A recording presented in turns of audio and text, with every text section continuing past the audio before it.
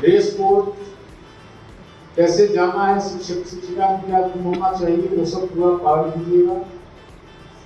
और अवलोकन करना है।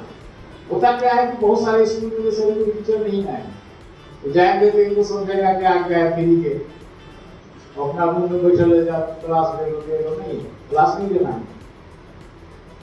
शासन की तरफ से प्रारूप है, प्रपत्र है, 10 दिन का है, 10 दिन का प्रपत्र है। उसमें एक एक दिन ये लोग ऑब्जर्व करेगा, अवलोकन करेंगे कि हमारा देश 1947 में आजाद हुआ और कितना बजट आया, और उस बजट से हम शिक्षक हो के बाहर से आके और बिल्डिंग छोड़ लिए 4 मंजिला 5 मंजिला, लेकिन वो स्कूल अभी भी जर्जर अवस्था में।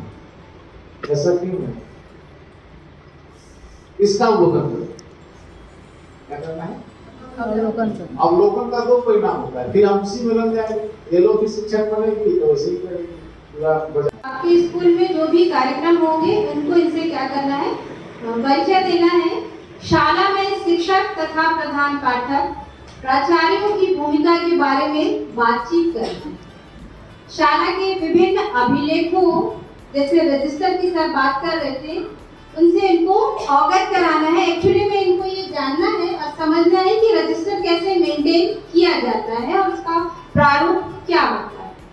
इसके अलावा शाला की विभिन्न समितियों के बारे में, बहुत सारी समितियां बनाते हैं हम, तो उन समितियों के बारे में परिचय तथा समितियों की आवश्यकता तय कर उनके कार्य को समझने में मदद करना है।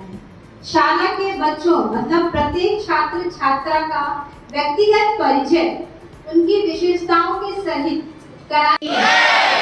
भारत माता की वंदे मातरम, वंदे मातरम। गुरुर् ब्रह्मा गुरुर्विष्णु गुरुर्देवो महेश्वरः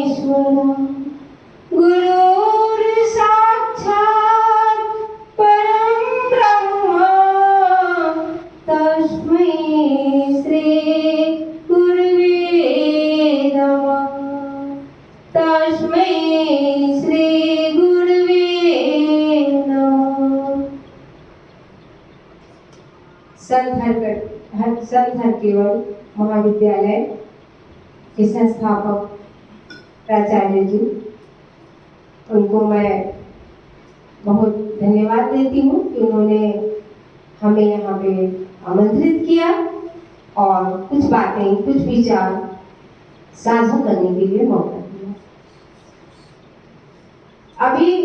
अब जैसे कि मैंने उनके विचार, उन्होंने अपने उद्बोधन में बताया कि आप लोग बीएड के छात्र हैं और मेरे अनुसार भावी शिक्षक हैं। तो वेद के ऋचाओं में एक ऋचा है जिसमें कहा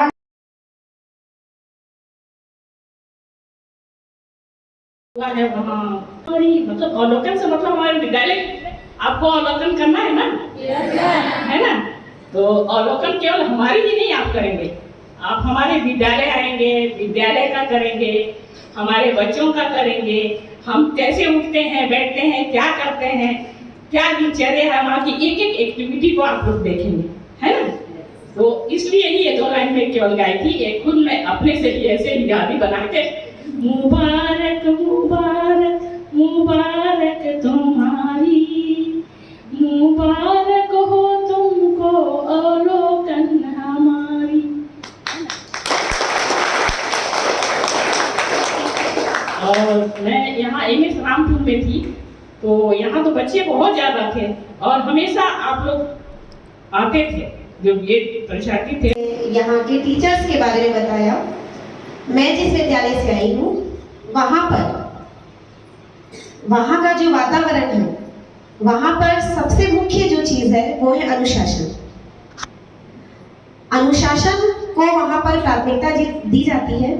वहाँ के शिक्षक हो या वहाँ के छात्र हो, उन सब में अनुशासन आपको देखने को मिलेगा अगर आप वहाँ पर जाते हैं। अगर वहाँ के कोई यहाँ पर छात्र हैं तो या छात्राएं हैं तो उनको पता होगा कि हमारा जो विद्यालय है उसमें जो शिक्षक हैं वो सभी प्रशिक्षित हैं और उनमें अनुभव की कमी नहीं है। वो और वैसे भी आप सभी बीएड के स्टूडेंट्स हैं तो आपको पता है कि जब हम गर्भ में होते हैं, गर्भ से लेकर कब्र तक इंसान कुछ ना कुछ सीखता रहता है। आप सब पढ़े होंगे। तो मेरा ये कहना है कि अनुभव 1 मिनट में नहीं मिलता है किसी को, कोई भी रहे। आप भी विद्यार्थी हैं, कभी मैं भी आपके ही स्थान पर बैठी थी। मैं 2008 से पढ़ा रही हूँ हॉली क्रॉस स्कूल में, तो अनुभव कुछ तो मेरे पास भी है, ज़्यादा तो नहीं है लेकिन है। और आज भी ऐसा लगता है कि बहुत कुछ सीखना बाकी है।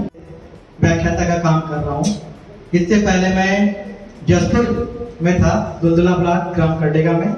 स्थानांतरित होने के पश्चात 2008 से गवर्नमेंट हायर सेकेंडरी स्कूल मेंढरा कला में कार्यरत हूँ। मैं इसी विद्यालय में छात्र अध्यापक के तौर पे मैंने बीएड प्रशिक्षण किया था सत्र 2007 में। 2007 मेरे ख्याल से बीएड का यहाँ दूसरा बैच था। इससे पहले मेरे सीनियर लोग किए थे। मेरे को उस समय ज़्यादा यहाँ पे अध्ययन करने का मौका तो नहीं मिला, क्योंकि जब मेरा यहाँ पे एडमिशन हुआ उस समय कुछ कोर्ट में केस चल रहा था, तो अध्ययन का जो सत्र है वो बहुत कम था। मैं नवंबर में इस कॉलेज में एडमिशन लिया था और नवंबर में ही दिवाली दशहरा की छुट्टियाँ पड़ गई थी। तो उस समय केवल 15 दिन का क्लास लगा, फिर दशहरा दिवाली की छुट्टी पड़ गई। तो फिर मैं जो है छुट्टी मनाया। उसके बाद जैसे आया तो क्लास चली। दिसंबर में ब्लॉक टीचिंग हुआ, नहीं हाँ पहले ब्लॉक टीचिंग हुआ। क्योंकि मैं पढ़ाने से पहले, बीएड करने से पहले सरस्वती शिशु मंदिर स्कूल में आचार्य के पद पे कार्यरत था, तो मुझे जो अपना स्कूल मिला टीचिंग करने के लिए, अपना ही स्कूल मिल गया सरस्वती शिशु मंदिर स्कूल।